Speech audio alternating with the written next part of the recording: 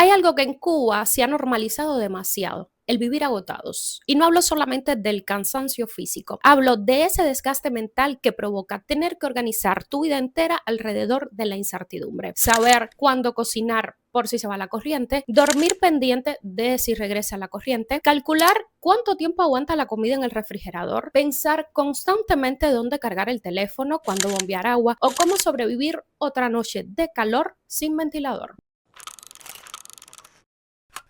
Durante años hemos hablado de los apagones en términos económicos o energéticos, como si fueran solamente una crisis técnica. Pero un estudio reciente acaba de poner sobre la mesa algo mucho más profundo: el impacto psicológico que esta situación está teniendo sobre millones de cubanos. Y creo que es muy importante hablar de eso porque muchas veces las crisis no solo destruyen infraestructura, también desgastan emocionalmente a las personas, cambian la manera en que la gente duerme, piensa, se relaciona y enfrenta el futuro. El estudio fue publicado en la revista científica Sociedad, Ciencia y Medicina y analizó cómo los apagones prolongados están afectando la salud mental en Cuba. Los resultados son bastante fuertes. Más de la mitad de las personas estudiadas presentaba síntomas extremadamente graves de depresión. 2/3 sufrían ansiedad severa y niveles extremos de estrés. La vida no cambia, al final seguimos en lo mismo. No vamos a avanzar, vamos a seguir en la misma aquí para. Ya demasiado recurrentemente, pues la verdad es que no sé ni mucho qué se va a pasar. Tenemos que acostumbrarnos a seguir la rutina de siempre. Con los apagones, los bajos de voltaje, se me rompió el refrigerador. Hoy no se pudo coger agua. Los apagones alteran el sueño, la alimentación, el trabajo, el descanso, la convivencia familiar y hasta la sensación básica de estabilidad. Y cuando una persona vive durante años en ese estado de alerta constante, eventualmente el cuerpo y la mente pasan factura. El estudio analizó a más de 400 adultos cubanos entre julio y noviembre de 2025, y aunque probablemente muchas personas dentro de Cuba no necesitaban una investigación científica para entender que esta situación afecta emocionalmente, lo importante aquí es que ahora existe evidencia documentada. Los investigadores encontraron niveles altísimos de ansiedad, depresión y estrés crónico. Pero además identificaron algo interesante: el problema no depende únicamente de cuántas horas dura un apagón. Lo que más afecta psicológicamente es la sensación constante de pérdida de control sobre la vida cotidiana. Efectivamente, la crisis que tenemos ahora en el sector eléctrico es una crisis que es estructural. O sea, ha habido una destrucción de capacidad de generación importante en el sector. Hay un deterioro significativo de las plantas fundamentales por la escasez de mantenimiento, por la falta de inversiones.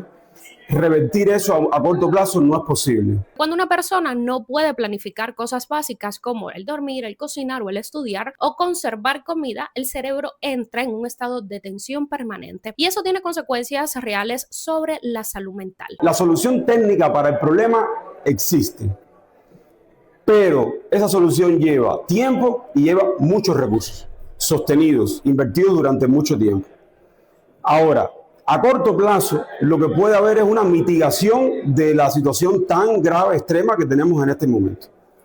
Y ahí sí va a requerir la movilización de recursos importantes, que a nosotros nos parece que una parte de esos recursos no están en Cuba, no existen en Cuba.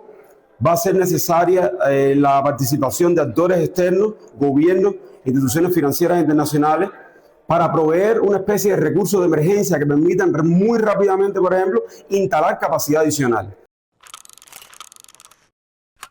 Hay una parte del estudio que habla de algo llamado alta demanda y bajo control. Básicamente significa vivir bajo muchísima presión, pero sin tener capacidad real de cambiar las condiciones que producen esa presión. Decir que va a haber una solución en el sentido de eliminar completamente el déficit de generación que tiene hoy el país a corto plazo no es posible en las condiciones actuales. Y yo creo que eso describe bastante bien cómo se sienten muchas personas en Cuba hoy. No importa cuánto te organices, no importa cuánto intentes adaptarte, la corriente se puede ir igual. El agua puede no llegar, la comida puede echarse a perder y esa sensación de inestabilidad constante termina generando agotamiento emocional. Además, los investigadores detectaron problemas severos de sueño e irritabilidad en una gran parte de los participantes. Y eso tiene sentido porque dormir mal durante semanas o meses cambia completamente el funcionamiento emocional de cualquier persona. El insomnio, por ejemplo, afecta a la paciencia, la concentración, la memoria y hasta la capacidad para manejar conflictos cotidianos. Entonces llega un punto en que la gente no solamente está cansada físicamente, sino emocionalmente saturada.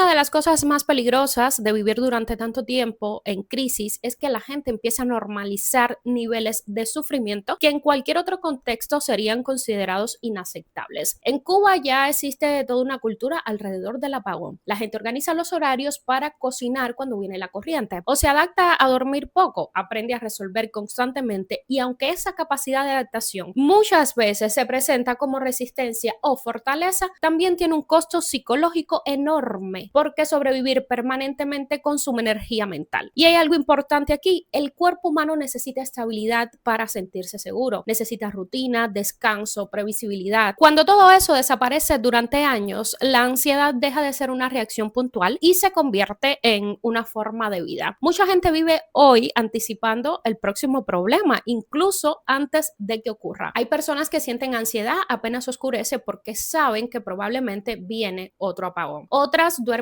con miedo a perder la poca comida que lograron conseguir. Y hay familias completas viviendo en un estado de tensión constante que ya ni siquiera identifican como anormal. Creo que esa es una de las cosas más duras de esta situación. El agotamiento se volvió cotidiano y además los apagones no ocurren aislados. Se mezclan con inflación, escasez de medicamentos, problemas de transporte, salarios insuficientes y una sensación generalizada de incertidumbre sobre el futuro. Entonces el problema nunca es solamente la corriente. El apagón se convierte en una pieza más dentro de una crisis mucho más amplia.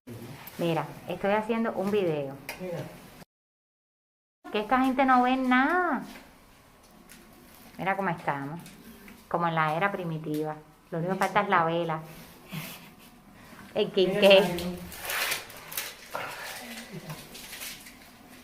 Y se lo voy a pasar a Matamoros. Matamoros, esto es para ti, para que lo enseñes mañana en la entrega de guardia. Si hacemos el video y lo ponemos en las redes.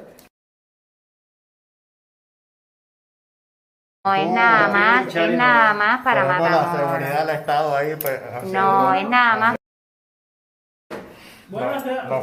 Se nos parquea la seguridad del Estado ahí en la calle. Esto es para ti, para que veas en qué condiciones estamos operando. La seguridad del Estado también. No me importa. Para que le digas para que le digas eso con otro de... Mira la H, aquí todo el mundo.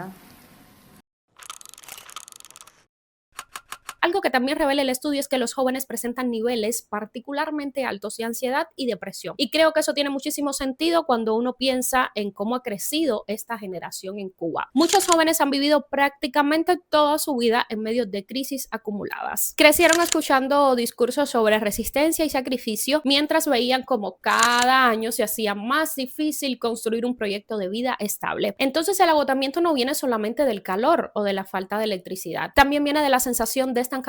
Y creo que eso es importante decirlo porque a veces se tiende a seguir hablando de la emigración cubana únicamente en términos económicos, pero también hay un desgaste emocional enorme detrás de todo eso. Cuando una persona siente que no puede descansar, planificar ni imaginar estabilidad, eventualmente empieza a desconectarse emocionalmente del lugar donde vive. Lo que me parece más importante de este estudio es que obliga a mirar la crisis cubana desde otro lugar. Muchas veces el debate sobre Cuba se queda atrapado entre los discursos políticos, ideológicos o económicos, pero pocas veces se habla del impacto humano prolongado que tiene vivir bajo condiciones constantes de precariedad. Y la salud mental también es parte de eso. A veces pareciera que hablar de salud mental en contextos como Cuba fuera secundario frente a problemas más urgentes, pero precisamente las crisis prolongadas generan deterioros emocionales profundos. Y eso afecta especialmente a las personas más vulnerables, ancianos, madres cuidadoras, personas enfermas, niños y familias enteras que llevan años funcionando bajo niveles extremos de tensión. Además, hay algo muy duro en vivir una crisis prolongada. Llega un momento en que la gente deja de expresar el cansancio porque siente que no sirve de nada. Y ahí aparece otra forma de desgaste: